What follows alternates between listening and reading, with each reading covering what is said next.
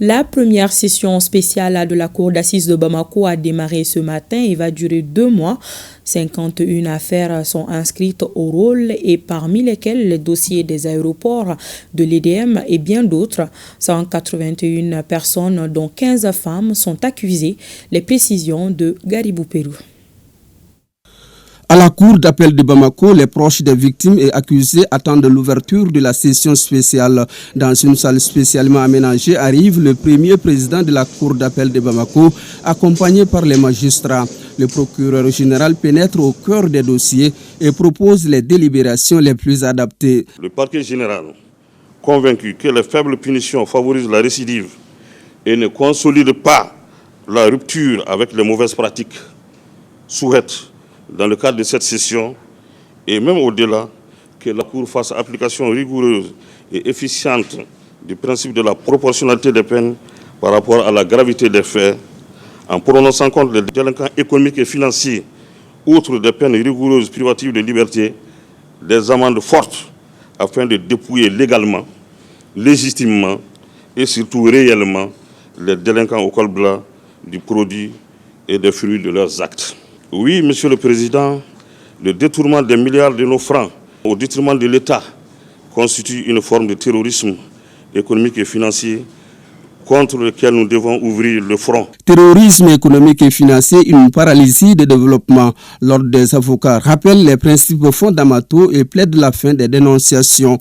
La dénonciation des crimes ne suffit plus. D'après le brillant procureur Arizo Maïga, je cite, « Le spectacle enivrant de la détention ne suffit plus.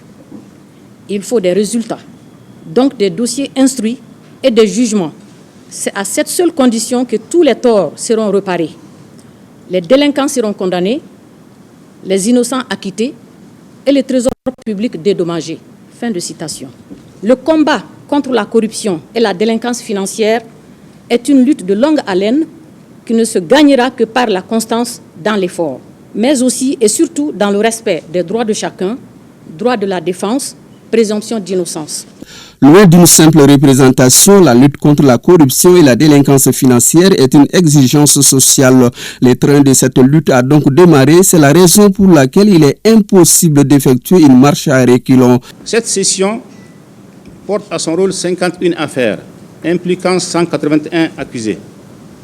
Monsieur le procureur général, mesdames et messieurs, les infractions d'atteinte aux biens publics, de soustraction des biens dans le secteur privé, de corruption, de faux usage des faux, de favoritisme sont les plus nombreuses.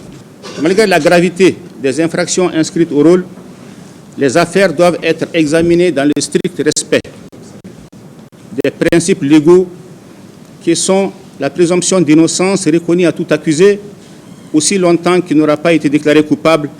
Vos décisions doivent porter le sceau de la sincérité, de la rigueur, de l'intégrité, ne devant laisser transparaître les moindres signes d'un parti pris.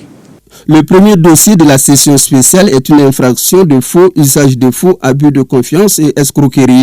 Et le dernier inscrit au rôle une infraction d'atteinte aux biens publics et complicité, faux et usage de faux.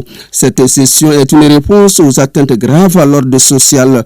Tous des magistrats professionnels, ils vont décider du sort des 181 accusés impliqués dans 51 affaires inscrites au rôle de cette session spéciale qui dure 2 mois.